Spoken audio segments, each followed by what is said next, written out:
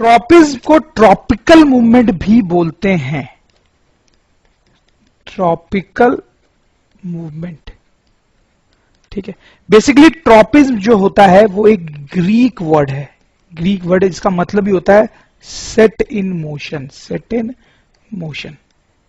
ठीक है, तो स्टूडेंट्स ट्रॉपिज्म जो होता है वो भी कई तरीके का हो सकता है, जैसे कि फोटोट्रॉपिज्म, फोटोट्रॉपिज्म, जियोट्रॉपिज्म, या फिर जिसको ग्रेविट्रॉपिज्म भी बोलते हैं। हालांकि I think geotropism is a more accurate word. Hydrotropism, मतलब आप समझ रहे हैं। फोटोट्रॉपिज्म, तो हमने ये तो देखा है कि ट्रॉपिज्म में क्या होता है कि कोई एक्सटर्नल स्टिमुलस होता है जो डिसाइड करता है कि किस डायरेक्शन में मूवमेंट होना चाहिए। अगर वो एक्सटर्नल स्टिमुलस लाइट है, अगर वो एक्सटर्नल स्टिमुलस लाइट है और उसके अकॉर्डिंग मूवमेंट हो रहा है तो दैट इज फोटोट्रॉपिज्म। अगर वो एक्सटर्नल स्टिमुलस वाटर है, जैसा कि हमने देखा है एक एग्जांपल में, और उसके अकॉर्डिंग अगर मूवमेंट हो रहा है तो दिस इज हाइड्रोट्रॉपिज्म।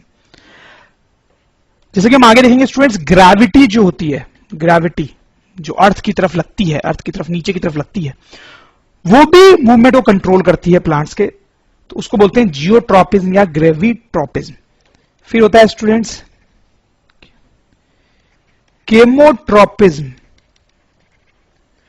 केमिकल्स जब कंट्रोल करते हैं मूवमेंट को। ठीक है, कोई एक्सटर्नल केमिकल प्रेजेंट है प्लांट्स के आसपास, मान लो कोई केमिकल प्रेजेंट है और उसके कारण मूवमेंट हो रहा है तो that is chemotropism. Then there is thigmotropism. इसको गेस कर सकते हैं आप क्या होता होगा, इसका नाम थोड़ा सा अजीब सा है, टच। टच के कारण जब कोई डायरेक्शनल मूवमेंट हो तो दैट इज थिग्मोट्रॉपिज्म। ठीक है स्टूडेंट्स, ये बड़ा इंटरेस्टिंग होता है, इसका कोई एग्जांपल अभी तक हमने नहीं देखा है बट हम देखेंगे। तो आप समझ गए ट्रॉपिज्म क्या होता है। ट्रॉपिज्म तब होता है जब प्लांट का मूवमेंट किसी पर्टिकुलर डायरेक्शन में हो और वो डायरेक्शन जो है वो स्टिमुलस या एक्सटर्नल फैक्टर द्वारा डिसाइड की जाए। ठीक है, अगर वो एक्सटर्नल फैक्टर लाइट है तो हम उसको बोलते हैं फोटोट्रॉपिज्म, अगर वो एक्सटर्नल फैक्टर ग्रेविटी है तो जियोट्रॉपिज्म, वाटर है तो हाइड्रोट्रॉपिज्म, केमिकल्स है तो केमोट्रॉपिज्म, टच है तो थिग्मोट्रॉपिज्म। तो एक एक करके हम सबके बारे में पढ़ेंगे। तो obviously will start with phototropism. तो स्टूडेंट्स फोटोट्रॉपिज्म हम पहले समझ चुके हैं, फोटोट्रॉपिज्म क्या होता है। क्लियरली आप इस फोटोग्राफ से देख सकते हो कि इस विंडो से जो है वो लाइट आ रही है, इसलिए आप देखो कैसे जो प्लांट्स हैं वो राइट की तरफ मूव कर चुके हैं, है ना। तो दिस इज फोटोट्रॉपिज्म। इस फोटोग्राफ में आप देखो ये प्लांट जो है वो इधर की तरफ मूवमेंट शो कर रहे हैं, तो जरूर सिचुएशन ऐसी होगी कि लाइट जो है वो इधर से आ रही है। ठीक है, अगर लाइट टॉप से आ रही होती, तो प्लांट्स जो है वो ऊपर की तरफ ग्रो करते। ये बड़ा एक इंटरेस्टिंग सा एक्सपेरिमेंट किया गया है स्टूडेंट्स, आप देख सकते हो यहां पर बहुत सारे ऐसे प्लांट्स ग्रो किए गए हैं इन ए डार्क रूम। जैसे कि आप फोटोग्राफ में देख ही सकते हो, एक डार्क रूम में इन प्लांट्स को ग्रो किया गया है, लेकिन एक बल्ब ऐसे जलाया गया है, बल्ब। तो देखो कैसे सारे प्लांट जो है वो फोटोट्रॉपिज्म शो कर रहे हैं और बल्ब की तरफ ग्रो कर रहे हैं, बल्ब की तरफ बेंड हो गए। ठीक है, दिस इज फोटोट्रॉपिज्म। आप अपने घर में भी एक सिंपल सा एक्सपेरिमेंट कर सकते हो। एक ऐसा प्लांट लो, डार्क रूम कर दो, ठीक है, और कुछ दिनों तक उसको ऐसे ही छोड़ दो विथ विंडो ओपन। तो विंडो से आप इधर की तरफ लाइट आती हुई देखोगे और थोड़ी देर बाद आप नोटिस करोगे कि प्लांट के स्टेम्स जो हैं वो उधर की तरफ ही मूव कर गए। ठीक है, और वेरी इंटरेस्टिंगली स्टूडेंट्स आप देखोगे ये रूट्स जो है वो अवे मूव कर गए होंगे, लाइट से थोड़ा सा अवे मूव कर गए होंगे। तो दिस इज ऑल्सो फोटोट्रॉपिज्म। ये जो है दिस इज पॉजिटिव फोटोट्रॉपिज्म, और ये जो है यहां पर दिस इज निगेटिव फोटोट्रॉपिज्म,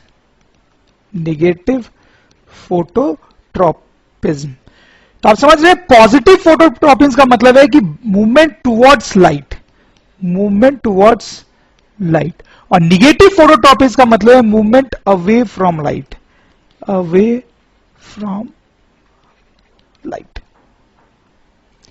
तो बड़ी इंटरेस्टिंग सी बात है, आप देख सकते हो कि जो स्टेम्स होते हैं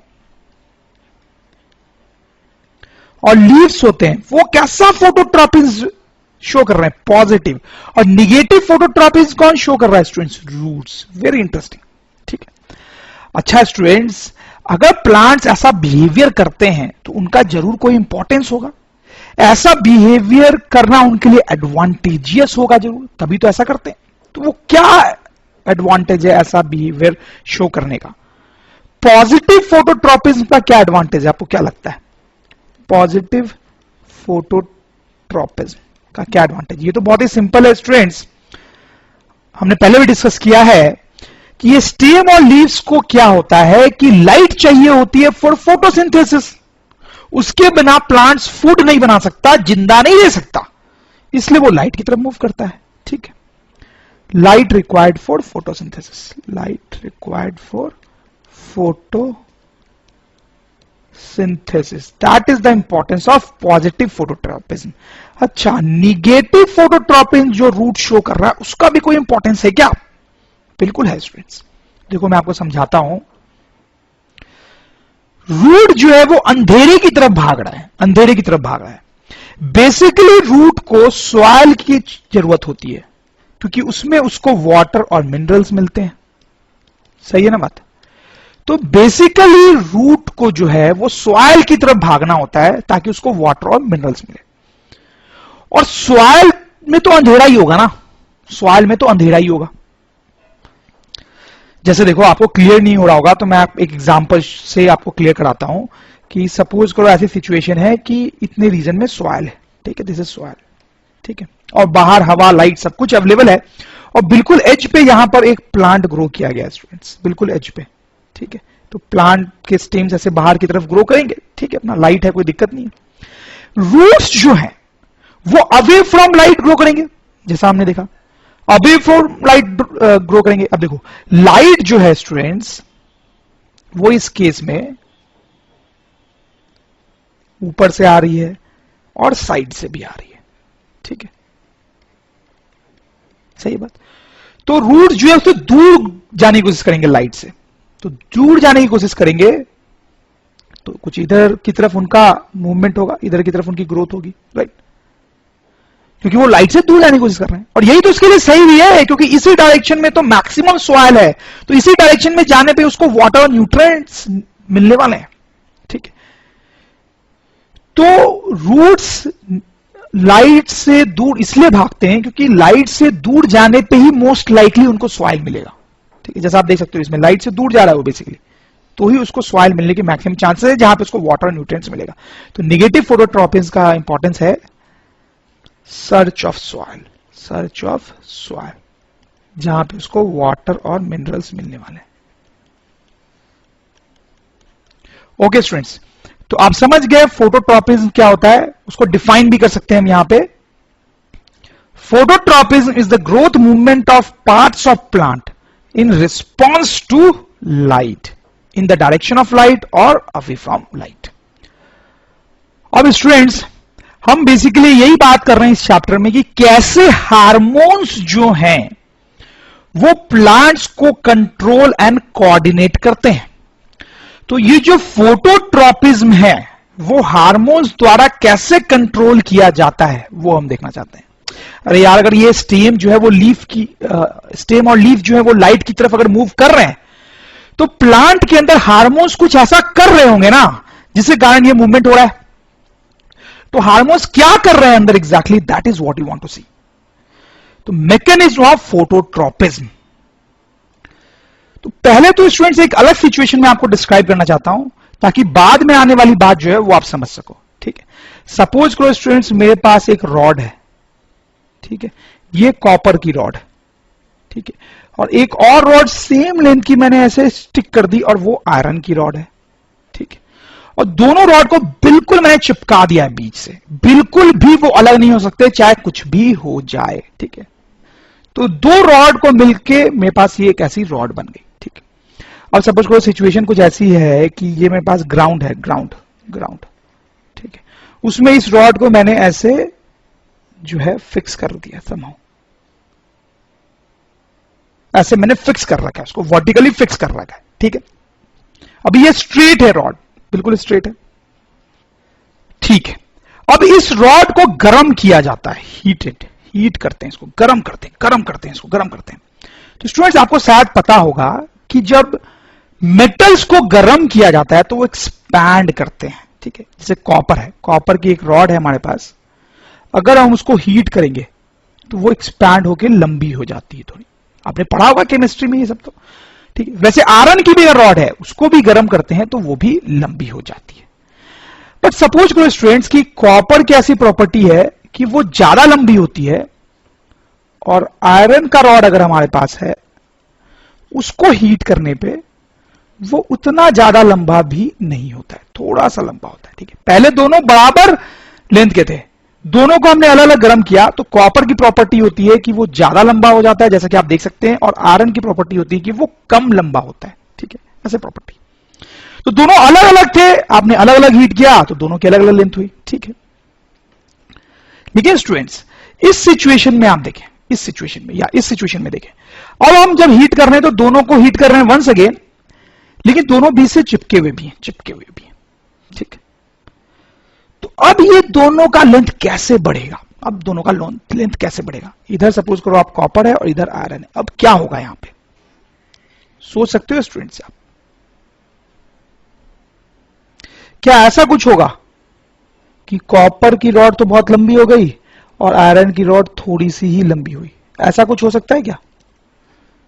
नहीं स्टूडेंट्स, आपको भी लग रहा होगा ये ऐसा तो कुछ नहीं होगा, ठीक है, क्योंकि बीच से दोनों को बिल्कुल ज्वाइन किया गया था, तो फिर यहां पे वो अलग कैसे हो गए, ठीक है, ऐसा नहीं होगा। तो स्टूडेंट्स देखो यहां पर क्या होता है, एक्चुअली मैं आपको बताता हूं, बड़ी इंटरेस्टिंग सी बात होती है कि ये जो रॉड है दोनों का मिला हुआ वो अब बेंड हो जाता है कुछ इस तरीके से, ऐसे, इधर कॉपर और इधर आयरन। अब देखो दोनों के बीच का जो ज्वाइन था वो अभी भी वैसा ही है, ठीक है, और क्योंकि ये ऐसे बेंड हो गया है तो आप ध्यान से देखो कि कॉपर की जो लेंथ है वो है ये वाली लेंथ, ठीक है, ये कॉपर की लेंथ है, और आयरन की जो लेंथ है स्टूडेंट्स वो है ये वाली लेंथ। तो क्लियरली आपको दिख रहा होगा कि कॉपर की लेंथ ज्यादा है, length of copper is more, length of copper is more. जब ये ऐसे बेंड हो गया है तो कॉपर की लेंथ जो है वो ज्यादा है और आयरन की लेंथ कम है, ठीक है, ऐसा ही होना चाहिए था, कॉपर की लेंथ ज्यादा होनी चाहिए थी, आयरन की कम होनी चाहिए थी, और बीच में उनका जो ज्वाइन है वो भी वैसे का वैसा ही है, इंटैक्ट है, टूटा नहीं है।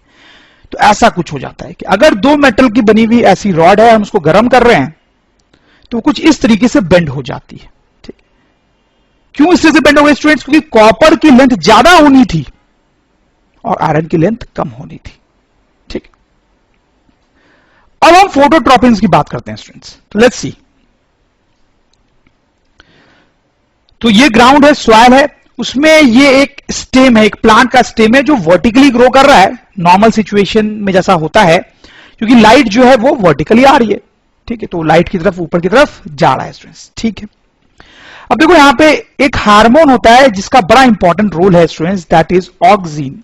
इसके बारे में हमने पढ़ा भी स्टूडेंट्स, ये ग्रोथ के लिए रिस्पॉन्सिबल होता है, ठीक है स्टूडेंट्स।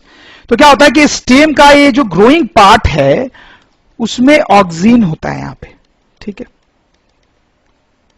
ठीक है। तो ऑक्सीन के कारण, ऑक्सीन हार्मोन जो होता है उसके कारण स्टेम जो है वो ग्रो करने लगता है। ऐसी प्रॉपर्टी होती है ऑक्सीन हार्मोन की कि जहां पर ऑक्सीन हार्मोन ज्यादा होगा वहां पर स्टेम जो है वो ज्यादा ग्रो करता है, और जहां पर ऑक्सीन हार्मोन कम होता है वहां पे स्टेम जो है वो कम ग्रो करता है, ऐसे प्रॉपर्टी होती है, ठीक है। अब देखो स्टूडेंट्स क्या होता है कि मान लो अब लाइट जो है वो इस साइड से आ रही है, तो फोटोट्रॉपिन्स के अकॉर्डिंग इस स्टेम को इधर की तरफ बेंड होना है, तो कैसे ऑक्सीन हार्मोन इसको बेंड करवाता है, that is what we are going to see. देखो एक ऑक्सीन हार्मोन की एक और प्रॉपर्टी होती है विच वी नीड टू सी, कि it accumulates in the part of stem away from light, ठीक है। ये जो हार्मोन है इसको लाइट से दूर रहना थोड़ा अच्छा लगता है, ठीक है। तो अब लाइट जो है वो इधर से आ रहा है, तो आपको क्या लगता है अब ऑक्सीन हार्मोन को कहां रहना चाहिए? तो इधर से तो लाइट आ नहीं रही है, लाइट तो इधर से आ रही है, तो ऑक्सीन हार्मोन लाइट से दूर जाना चाहता है, तो उसको किधर जाना चाहिए? तो वो कुछ इस तरीके से इस रीजन में आ जाता है, ठीक है स्टूडेंट्स। यहां पर ऑक्सीजन हार्मोन को यूनिफॉर्मली डिस्ट्रीब्यूट होना था, यूनिफॉर्म, क्योंकि लाइट जो है वो हर तरफ से आ रही है, ठीक है, तो छुपने का उपाय नहीं था उसके पास। अब वो छुपना चाहता है तो वो यहां पे आ जाएगा, ठीक है। अब देखो मैंने आपको क्या बताया कि ऑक्सीजन हार्मोन जहां ज्यादा होगा वहां स्टीम ज्यादा ग्रो करता है, ऑक्सीजन हार्मोन जहां कम होता है वहां स्टीम कम ग्रो करता है, ठीक है। तो अब जब ग्रोथ होगा तो क्योंकि यहां पर ऑक्सीजन हार्मोन ज्यादा है तो इस पार्ट का ग्रोथ जो है वो ज्यादा होगा, इस पार्ट का ग्रोथ ज्यादा होगा, और यहां पे ऑक्सीजन हार्मोन बहुत कम हो गया है तो इस पार्ट का ग्रोथ जो है वो कम होगा। अब समझ रहे हो मेरी बात? अब देखो ऐसा ही केस तो यहां पर भी था, ये जो कॉपर है वो ज्यादा ग्रो करना चाह रहा था और आयरन कम ग्रो करना चाह रहा था, तो मैंने आपको बताया कैसे यहां पर बेंडिंग हो गई थी, तो बस उसी तरीके से ये स्टेम भी जो है वो बेंड हो जाएगा कुछ ऐसे। तो स्टूडेंट्स आपको मैकेनिज्म समझ में आया कि कैसे लाइट की तरफ बेंड हुआ स्टेम, ऑक्सीजन हार्मोन ने क्या रोल प्ले किया एग्जैक्टली, आपको समझ में आ गया होगा। ऑक्सीजन हार्मोन जो है वो ग्रोथ का हार्मोन होता है, वो ग्रोथ करवाता है स्टेम में, ठीक है, लेकिन वो लाइट से दूर रहता है। तो इस केस में जब लाइट इधर से आ रही थी तो वो लाइट से दूर इधर चला गया, और वो ग्रोथ करवाता है तो यहां ज्यादा ग्रोथ होनी थी और यहां पे कम ग्रोथ होनी थी, तो इस तरह से बेंडिंग हो गई। लेकिन जब लाइट ऊपर से आती है, ठीक, तब ऑक्सीजन हार्मोन यूनिफॉर्मली डिस्ट्रीब्यूट रहता है और हर जगह पे बराबर ग्रोथ होती है, मतलब ये वाला पोर्शन भी उतना ही ग्रो करेगा, ये वाला पोर्शन भी उतना ही ग्रो करेगा, तो यहां पर बेंडिंग नहीं होती है। तो आई होप स्टूडेंट आपको समझ में आ गया होगा। मैं लिख भी देता हूं कि यहां पर क्या प्रोसेस इंवॉल्व था। तो आप देखिए मैंने यहां पे बिल्कुल लिख दिया है जो चीज मैंने आपको बताई है। You can pause the video and go through it, ठीक है स्टूडेंट्स। ओके स्टूडेंट्स, तो नेक्स्ट हम देखेंगे जियोट्रॉपिज्म क्या होता है। तो उसके लिए ग्रेविटी समझना जरूरी है। ग्रेविटी का डायरेक्शन किधर होता है स्टूडेंट्स? फिजिक्स के कोर्सेज में आपने पढ़ा होगा नीचे की तरफ होता है। जैसे फिजिक्स में आपने पढ़ा होगा स्टूडेंट्स कि अगर किसी बॉल को छोड़ दिया जाए तो वो नीचे की तरफ ही मूव करता है ना, ऊपर नहीं जाता है। ऐसा क्यों? क्योंकि ग्रेविटी नीचे की तरफ होती है। तो प्लांट जो है वो ग्रेविटी के अकॉर्डिंग मूवमेंट शो करते हैं। जैसे आप देखो स्टेम आपने देखा होगा हमेशा ऊपर ही जाता है, that is against gravity, against gravity. Roots जो होते हैं वो हमेशा नीचे ही जाते हैं, that is along gravity. सही है ना स्टूडेंट्स? That is geotropism. अच्छा, रूट्स जो नीचे की तरफ मूव कर रहे हैं लॉन्ग ग्रेविटी, वो पॉजिटिव जियोट्रॉपिज्म है स्टूडेंट्स या निगेटिव? सोचें, ये लॉन्ग मूव कर रहा है ना, तो दिस इज पॉजिटिव जियोट्रॉपिज्म। और स्टूडेंट आप समझ ही गए होंगे स्टेम जो है अगेंस्ट मूव कर रहा है ग्रेविटी के, तो this is negative geotropism. Okay students, देखो ये तो ऐसे तो नॉर्मल केस था, यहां पे ये ग्राउंड थी जो फ्लैट था। हमेशा ही हम देखते हैं कि स्टेम ऊपर की तरफ जाता है और रूट नीचे की तरफ जाता है। लेकिन ग्राउंड फ्लैट नहीं भी हो स्टूडेंट, जैसे कि माउंटेन्स पे देखो ग्राउंड फ्लैट नहीं है, यहां पर भी आप देख सकते हो फ्लैट नहीं है, तभी भी इन पे जो प्लांट्स उगते हैं स्टूडेंट्स उसका स्टेम ऊपर जाता है अगेंस्ट द ग्रेविटी, ऊपर ही जाता है, ठीक है। रूट्स नीचे ही जाते हैं against along the gravity. This is geotropism. जैसे स्टूडेंट अगर आप किसी पॉट को इस तरह से भी रख दो, मान लो पहले जो प्लांट था वो ऐसा था, ठीक है, सीधा था जैसा होना चाहिए, आपने पॉट को ऐसे रख दिया तो धीरे धीरे प्लांट ग्रो करेगा और वो बेंड करके ऊपर की तरफ मूव करने लगेगा उसका stem. This is negative geotropism. और उसका रूट जो पहले ऐसे रहा होगा वो धीरे धीरे नीचे की तरफ बेंड हो जाएगा, दिस इज पॉजिटिव जियोट्रॉपिज्म। ठीक है स्टूडेंट्स, जैसे मैंने देखा था कि लाइट के अकॉर्डिंग स्टेम और रूट्स बेंड होते हैं, वैसे कुछ ग्रेविटी के अकॉर्डिंग भी हो रहा है। तो हम चाहें तो जियोट्रॉपिज्म को डिफाइन भी कर सकते हैं। When a stem and root of plant move against and along the direction of gravity, ठीक है, जैसा हमने देखा इट इज कॉल्ड जियोट्रॉपिज्म। अब स्टूडेंट्स यहां पर ये जो बेंडिंग हुई है स्टेम और रूट की, वो भी हार्मोन्स द्वारा ही होती है, कंट्रोल्ड बाय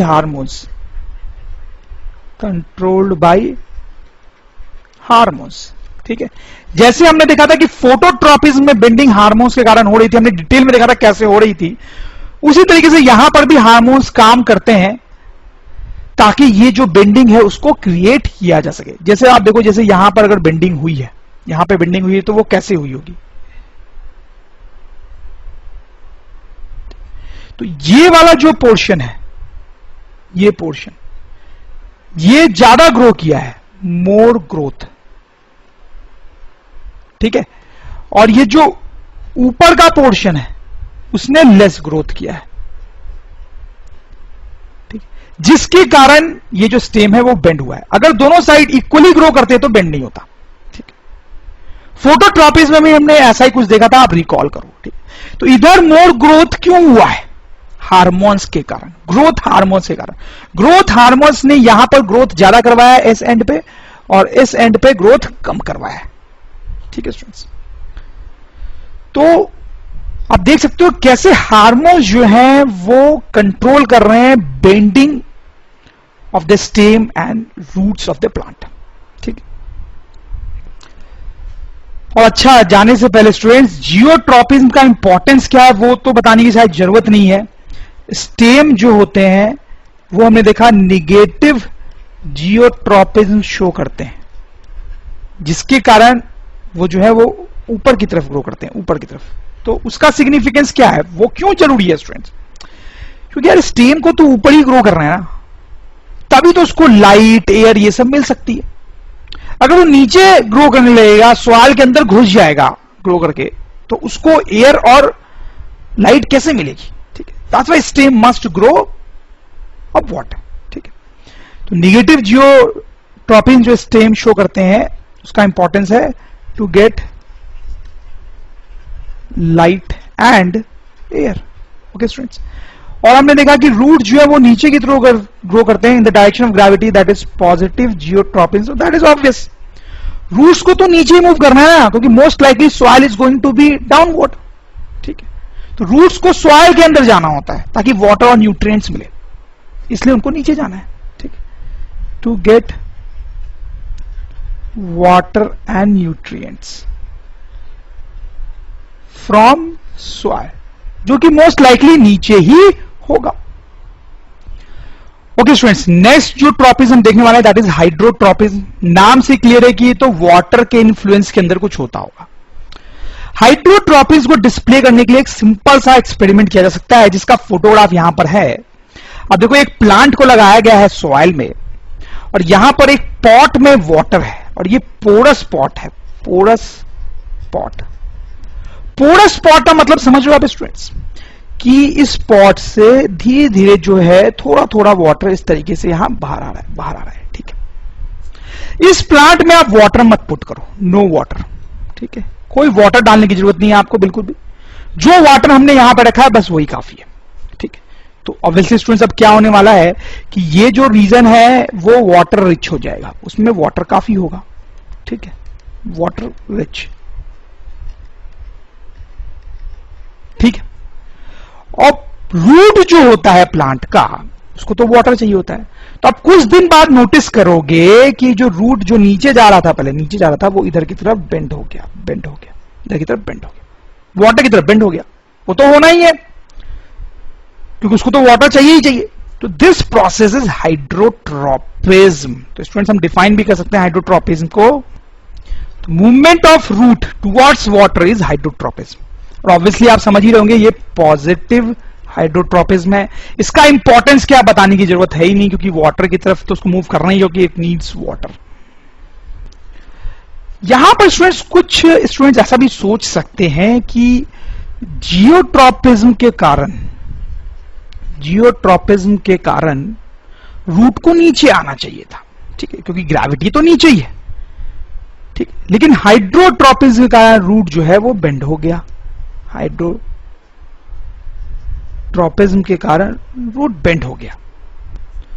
तो यहां पर जियोट्रॉपिज्म तो फॉलो ही नहीं हुआ, जियोट्रॉपिज्म तो फॉलो हुआ ही नहीं। तो हाइड्रोट्रॉपिज्म जो है वो हमेशा प्रेफर्ड होता है over geotropism. Hydrotropism is preferred over geotropism, ठीक है। मतलब जियोट्रॉपिज्म अगर बोल रहा है कि नीचे जाना है रूट को, लेकिन हाइड्रोट्रॉपिज्म कोई दूसरा डायरेक्शन बता रहा है, तो हाइड्रोट्रॉपिज्म की बात मानी जाएगी। वही बोला जा रहा है, hydrotropism is preferred over geotropism. अरे लॉजिकल है ना बात यार। जियोट्रॉपिज्म इसीलिए तो फॉलो होता है, उसका एक रीजन ये है कि रूट जब नीचे जाएगा सॉइल में तो वाटर मिलने के चांसेस है, ठीक है। जियोट्रॉपिज्म इसलिए तो फॉलो होता है क्योंकि रूट जब नीचे जाएगा तो वाटर मिलने के ज्यादा चांसेस है जब वो सॉइल में नीचे जाएगा तो। लेकिन कहीं पर अगर वैसा नहीं हो रहा है, ऐसे बेंड होने से वाटर मिल रहा है, तो that's the thing to be done, isn't it, right students. तो स्टूडेंट्स यहां पे भी आप देख सकते हैं कि प्लांट के अंदर जरूर कोई मैकेनिज्म और सिस्टम होगा कंट्रोल एंड कोऑर्डिनेशन का जो रूट को इधर बेंड कर रहा है, रूट के ग्रोथ को कंट्रोल कर रहा है, राइट। तो प्लांट के अंदर रूट्स में एक मैकेनिज्म होता है जो पता करता है कि किधर वाटर है, ठीक है। Mechanism to detect direction of water. तो रूट्स में एक मैकेनिज्म होता है जिससे पता चल जाता है प्लांट को कि यार इस साइड वाटर है तो इस साइड जाना है। उसके बाद क्या होता है कि जो हार्मोन्स हैं, ग्रोथ हार्मोन्स, वो बेंड करवाते हैं, ठीक है। Bending due to growth hormones, कैसे ग्रोथ हार्मोन्स बेंडिंग कराते हैं वो तो हमने देखा है। नॉर्मली रूट जो है वो नीचे जाता है लेकिन वो बेंड हो गया है, ठीक है। बेंड हो गया है इसका मतलब ये जो पोर्शन है इसका ग्रोथ ज्यादा हुआ है, ये चीज हम बार बार देख चुके हैं स्टूडेंट्स, और ये जो पोर्शन है उसका ग्रोथ लेस हुआ है, ठीक है। इस पोर्शन के ज्यादा ग्रोथ का कारण क्या है? ग्रोथ हार्मोन्स, जैसे कि ऑक्सीन, ठीक है, उनके कारण यहां पे ज्यादा ग्रोथ हुआ है और उन्हीं के कारण यहां पे लेस ग्रोथ हुआ है। और हमने देखा है कि ऐसा जब होता है तो बेंडिंग होती है, ठीक है। तो स्टूडेंट्स आप देख सकते हैं किस तरीके से हार्मोन्स जो हैं वो बड़ा इंपॉर्टेंट रोल प्ले करते हैं in control and coordination of plants. Next is thigmotropism. Thigmo का मतलब होता है स्टूडेंट्स टच। देखो स्टूडेंट्स, आपने ऐसे बहुत सारे प्लांट्स देखे होंगे जिनको कई बार क्रीपर्स भी बोलते हैं, जो कि कोई पिलर या स्टिक उनके कांटेक्ट में आए तो उसके ऊपर ऐसे क्लाइंब कर जाते हैं, ठीक है। जैसे आप इस प्लांट को देख सकते हो, वो इस पिलर के ऊपर क्लाइंब कर रहा है। जैसे मनी प्लांट, ये देखो स्टूडेंट्स, मनी प्लांट है, वो तो आपने डे टू डे लाइफ में देखा ही होगा। तो मनी प्लांट की जो स्टेम होती है बहुत सॉफ्ट होती है, सॉफ्ट स्टेम, ठीक है, वो इस तरह से ऊपर नहीं चढ़ सकती। तो कई बार हम क्या करते हैं, इस तरीके का स्टिक लगा देते हैं मनी प्लांट के साथ, ठीक है।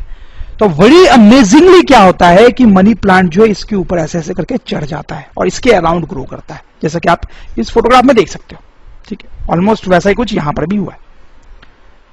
तो this is thigmotropism.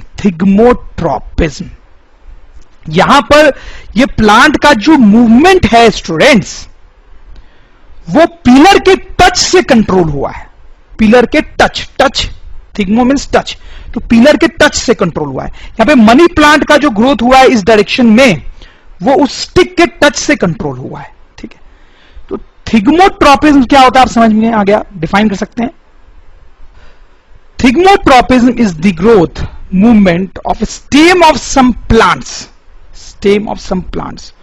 over a surface influenced by touch of that surface, touch of that surface, ठीक है। तो कैसे ये इन्फ्लुएंस होता है स्टूडेंट्स, कैसे हार्मोन्स कंट्रोल करते हैं इस थिग्मोट्रोपिज्म को हम देख सकते हैं। जैसे कि आप सोचो कि ये है कोई स्टिक, ठीक है, जैसे मनी प्लांट का ही केस लें, ये एक स्टिक है, ठीक है स्टूडेंट्स। अब जब कोई स्टेम इसके कांटेक्ट में आती है, इस तरह से स्टेम जो है वो उसके कांटेक्ट में आई, ठीक है, तो जो पार्ट टच होता है ना, वहां ऑक्सीजन कम हो जाता है, तो और जो पार्ट टच नहीं हो रहा है वहां ऑक्सीजन ज्यादा हो जाता है, ठीक है। तो हम लिख सकते हैं लेस ऑक्सीजन, जो कि ग्रोथ हार्मोन है, in part of stem touching the stick, less oxygen in the part of stem touching the stick. तो जहां पर टच कर रहा है स्टेम स्टिक को, वहां ऑक्सीजन कम हो जाता है, दूसरी तरफ ऑक्सीजन जो है बढ़ जाता है। तो यहां पर ऑक्सीजन के बढ़ने से क्या होगा स्टूडेंट्स, आपको तो पता ही है यहां पे ऑक्सीजन के बढ़ने से क्या होगा, यहां पर जो ग्रोथ है वो भी ज्यादा होगा, ग्रोथ ज्यादा होगा। ठीक है, तो ये स्टेम जो है ऐसे बेंड करने लगेगी, ऐसे बेंड करेगी, बेंड। ठीक, हमने देखा है बेंडिंग कैसे होती है। यहां जो पार्ट टच कर रहा है वहां ऑक्सीजन कम है, जो पार्ट टच कर रहा है वहां ऑक्सीजन कम है, वहां ग्रोथ कम होगा। जो दूर वाला पार्ट है जो टच नहीं कर रहा है वहां ग्रोथ ज्यादा होगी। तो ये बेंड हो जाएगा, बेंड होके ऐसे घूमने लगेगा और घूम के इसके राउंड धीरे धीरे ऐसे चढ़ जाएगा, समथिंग लाइक दिस। ठीक है, तो इस तरह से थिग्मोट्रोपिज्म इंप्लीमेंट होता है। तो स्टूडेंट देखो मैंने लिखा भी है शॉर्ट में कि क्या होता है यहां पे, the amount of oxygen reduces in the portion of stem touching the stick. ठीक है, जो स्टिक को टच करने वाला पार्ट है वहां पे ऑक्सीजन कम हो जाता है। More oxygen is present on the other side, ठीक है, of stem which results in more growth on that side. This leads in the bending of steam around the contact surface. ठीक है स्टूडेंट्स, राइट। नाउ बारी है the last type of tropism that we are going to talk about, that is chemotropism. तो obviously आप समझ सकते हैं कि यहां पर केमिकल के इन्फ्लुएंस के अंदर कोई डायरेक्शनल मूवमेंट होगा।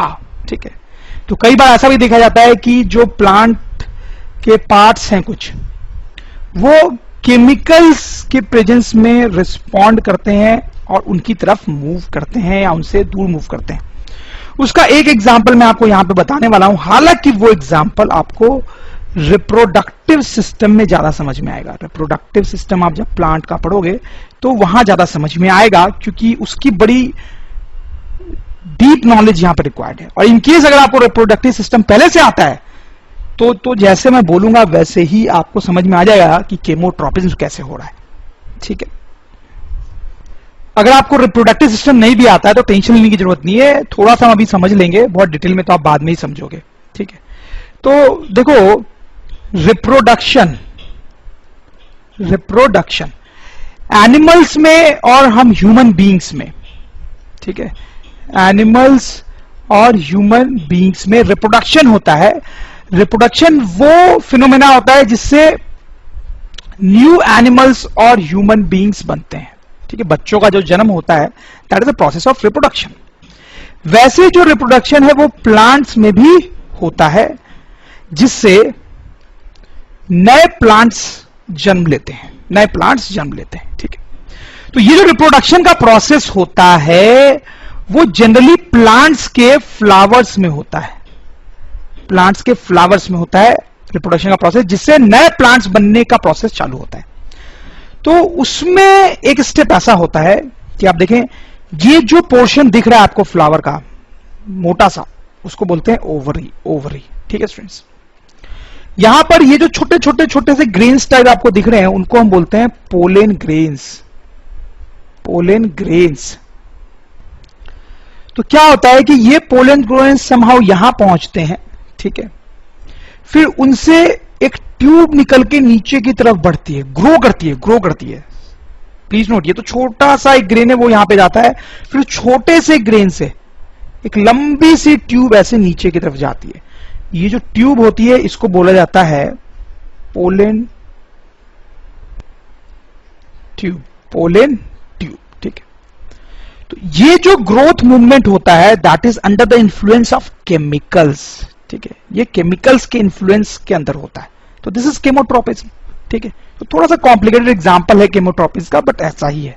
शॉर्ट में लिख देता हूं यहां पे, growth of pollen tube from pollen to ovary in reproduction, in process of reproduction is an example of chemotropism in plants.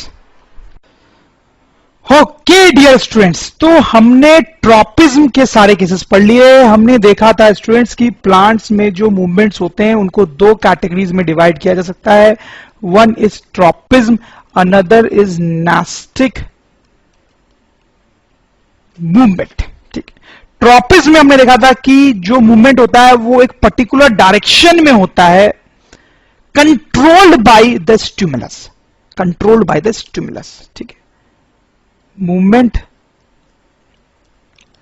in a direction controlled by stimulus. ठीक है स्टूडेंट, जैसे कि लाइट जिधर से आ रही है उधर ही मूवमेंट हो रहा है या उसके अपोजिट डायरेक्शन में मूवमेंट हो रहा है, जिधर ग्रेविटी है उधर मूवमेंट हो रहा है या उसके अपोजिट डायरेक्शन में मूवमेंट हो रहा है. ठीक है, तो ट्रॉपिज्म के सारे केसेस हमने देख लिए. हमने देखा हार्मोन्स कैसे ट्रॉपिज्म इंप्लीमेंट करते हैं, कैसे वो मूवमेंट को कंट्रोल एंड कोऑर्डिनेट करते हैं इन प्लांट्स. ठीक है, दूसरे टाइप का मूवमेंट है नास्टिक मूवमेंट, जिसमें डायरेक्शन की कोई बात नहीं होती है. ठीक है, तो उसके बारे में भी हम थोड़ा सा देखेंगे कि वो कैसे कंट्रोल किए जाते हैं. ठीक है स्टूडेंट्स, तो नास्टिक मूवमेंट का एक बहुत अच्छा एग्जांपल है मिमोसा पुडिका. मिमोसा पुडिका एक प्लांट है, एक बहुत ही सेंसिटिव प्लांट माना जाता है इसको, सेंसिटिव प्लांट. इसका दूसरा नाम है टच मी नॉट. अब तो आप समझ गए कौन सी प्लांट की बात मैं कर रहा हूं. ठीक है, आप देखें इसका फोटोग्राफ हम पहले भी देख चुके हैं. इसके जो लीव्स है वो जनरली ऐसे रहते हैं, अगर आप उसको टच करोगे तो ऐसे कोलैप्स कर जाते हैं, तो मूवमेंट शो करते हैं. ठीक है, बेसिकली एक एनिमेशन है, मैं आपको दिखाना चाहता हूं. लेट्स सी, देखो टच करते ही अभी कैसे मूवमेंट कर रहा है. That is nastic movement. बड़ा इंटरेस्टिंग है. नोट करो, टच किया आदमी ने तब ये मूवमेंट हो रहा है, और इसमें डायरेक्शन की कोई भी बात नहीं है. स्टूडेंट्स आप समझ रहे हो ना. Once again you see, so students this is an example of nastic movement. अब ये कैसे होता है exactly, that is what we are actually interested in seeing. तो ये देखो स्टूडेंट्स, ये लीफ का मैंने स्ट्रक्चर बनाने की कोशिश की है जैसा यहां पे था. तो ये जो पोर्शन है उसको थोड़ा ध्यान से देखो. इसका नाम होता है पल्वीनस. पल्वीनस, पल्वीनस, PULVINUS. ठीक है, इसमें क्या होता है, बहुत सारा वाटर फिल्ड होता है, tightly filled with water, tightly filled with water. ठीक है, इसमें बहुत सारा वाटर फिल्ड होता है, जिसके कारण ये बहुत फर्म होता है, जिसके कारण ये फर्म होता है. ठीक है, फर्म रहता है तो ये जो लीफ है छोटा सा उसको भी होल्ड करके रखता है. Holds the leaf, holds the leaf upright. ठीक है, उसको सीधा पकड़ के रखता है बिल्कुल. ठीक है, वैसा ही हर छोटे लीफ के साथ हो रहा है. लेकिन स्टूडेंट्स जब आप इसको टच करते हो, यहां से आपने इसको टच किया ऐसे. ठीक है, तो आप जब यहां पे टच करते हो तो एक सिग्नल जो है वो यहां से यहां तक जाता है. एक सिग्नल यहां से यहां तक जाता है, जिसको कई बार इलेक्ट्रिकल केमिकल सिग्नल भी बोलते हैं. ठीक है, एक सिग्नल यहां तक जाता है, और यहीं तक नहीं, आपने यहां टच किया तो सिग्नल सिर्फ यहीं तक नहीं बल्कि यहां भी जाता है, यहां भी जाता है, बाकी जगहों पर भी जाता है. जब वो सिग्नल यहां पहुंचता है, इसका क्या नाम है स्टूडेंट्स, पल्वीनस. पल्वीनस. तो जब ये सिग्नल इस पल्वीनस पे, फिर इस पल्वीनस पे, इस पल्वीनस पे, इस पल्वीनस पे पहुंचता है, तो ये जो पल्वीनस है वो अपना वाटर लूज कर देता है. ठीक है, हम लिख सकते हैं when signal reaches to pulvinus it loses its water. ठीक है, तो ये पल्वीनस ये अपने वाटर लूज कर देते हैं, और ये वाटर लूज कर देंगे तो क्या होगा स्टूडेंट्स, ये अब टाइट नहीं रहते हैं, लूज हो जाते हैं. नो मोर टाइट. ठीक है, नो मोर टाइट. अब ये टाइट रहा नहीं तो ये लीफ जो है वो ड्रूप कर जाता है. ठीक है, वो बंद हो जाता है, बंद हो जाता है. ठीक है स्टूडेंट्स, आपको समझ में आया क्या हुआ यहां पे. ये जो पल्वीनस है उसमें बहुत वाटर फिल्ड रहता है, जिसके कारण ये बहुत टाइट रहता है, लीफ को अपनी जगह पे रखता है. लेकिन जब हम लीफ को टच करते हैं तो एक इलेक्ट्रिकल केमिकल सिग्नल यहां से पल्वीनस तक जाता है. सिर्फ इसी पल्वीनस नहीं बल्कि बाकी पल्वीनस तक भी जाता है, जिससे वहां का वाटर लूज होता है, और ये जो लीव्स है वो फोल्ड हो जाते हैं, फोल्ड हो जाते हैं. ठीक है, हम चाहे तो इसको लिख भी सकते हैं शॉर्ट में. तो देखो स्टूडेंट्स, मैंने यहां पे लिखा है, पढ़ते हैं इसको. Pulvinus is tightly filled with water. ठीक है, due to this it remains firm and holds the leaf upright. ठीक है, when we touch the leaf an electrochemical signal travels to pulvinus. This signal makes the pulvinus lose its water and thus the firmness. So the leaf now folds, जैसा हमने पढ़ा है students. ठीक है, एक और इंटरेस्टिंग बात आप यहां पे देख सकते हो, if left for 15 to 20 minutes water comes back to pulvinus and leaves become upright again। ठीक है, 15-20 मिनट बाद वापस से लीफ अपने ओरिजिनल शेप में आ जाता है। ओके स्टूडेंट्स, तो आई होप आप समझ गए होंगे कि ये मूवमेंट कैसे हो रहा है। तो this was one example of nasty और नास्टिक मूवमेंट। और भी एग्जांपल्स होते हैं, जैसे कि कुछ फ्लावर्स होते हैं स्टूडेंट्स ऐसे, ठीक है, जो मॉर्निंग टाइम में जब लाइट आती है मॉर्निंग टाइम में तो वो ओपन हो जाते हैं, ठीक है, और नाइट का टाइम जब आता है, इवनिंग जब आती है, तो डार्कनेस जब आ जाता है तो फ्लावर्स क्लोज हो जाते हैं। ठीक है, तो ये भी एक मूवमेंट है। ठीक है, और इसमें आप देख सकते हो कोई डायरेक्शन का काम नहीं है स्टूडेंट्स। तो ऐसे कुछ फ्लावर्स होते हैं। तो this is another example of nastic movement. Morning में फ्लावर खुल जाते हैं और नाइट में क्लोज हो जाते हैं। ठीक है, कई बार स्टूडेंट्स ये जो लाइट से ट्रिगर्ड नास्टिक मूवमेंट है उनको फोटोनास्टी बोलते हैं। फोटोनास्टी नाम से क्लियर है। और ये जो टच से ट्रिगर्ड मूवमेंट थे उसको क्या बोलेंगे स्टूडेंट्स, बताएं? थिग्मोनास्टी। ठीक है स्टूडेंट्स, तो इसके साथ ही नास्टिक मूवमेंट के बारे में जितना हमें पढ़ना था that we have done students. ठीक है, चलो स्टूडेंट्स एक छोटे से क्वेश्चन का आप आंसर करें। How is the movement of leaves of a sensitive plant? ये सेंसिटिव प्लांट के लीव्स का मूवमेंट हमने देखा, तो इसके बारे में बात की जा रही है। How is the movement of leaves of a sensitive plant different from the movement of the suits towards light? Movement of the suits towards light. ठीक है, तो ये वाला जो मूवमेंट है वो हमने पढ़ा है स्टूडेंट्स, ये वाला जो मूवमेंट है वो ही पढ़ा। उन दोनों के बीच में क्या डिफरेंस है वही हमसे पूछा जा रहा है। तो सबसे पहला डिफरेंस तो ये है कि ये एक नास्टिक मूवमेंट है, नास्टिक मूवमेंट है, राइट स्टूडेंट्स। और ये कैसा मूवमेंट है? Phototropism, phototropism. ठीक है, दूसरा स्टूडेंट्स ये जो है वो टच से ट्रिगर्ड हो रहा है, triggered by touch, triggered by touch. और ये जो है वो लाइट से ट्रिगर होता है। ठीक है ना, this is a very important difference, triggered by light. ठीक, फिर ये जो एक्शन होता है that is due to loss और gain of water, that is due to loss of water in pulvinus. ठीक है स्टूडेंट्स, और ये क्यों होता है? Due to unequal growth, due to unequal growth, due to action of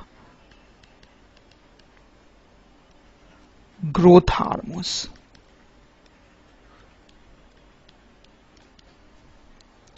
हमने देखा है स्टूडेंट्स। लास्टली एक और डिफरेंस हम बोल सकते हैं कि ये जो है वो ग्रोथ मूवमेंट नहीं है, नॉट ग्रोथ मूवमेंट, वो एक ग्रोथ मूवमेंट नहीं है, लेकिन ये जो है वो एक ग्रोथ मूवमेंट है स्टूडेंट्स, ये हमने पहले भी देखा है, growth movement, right. I hope students you understand the answer of the question.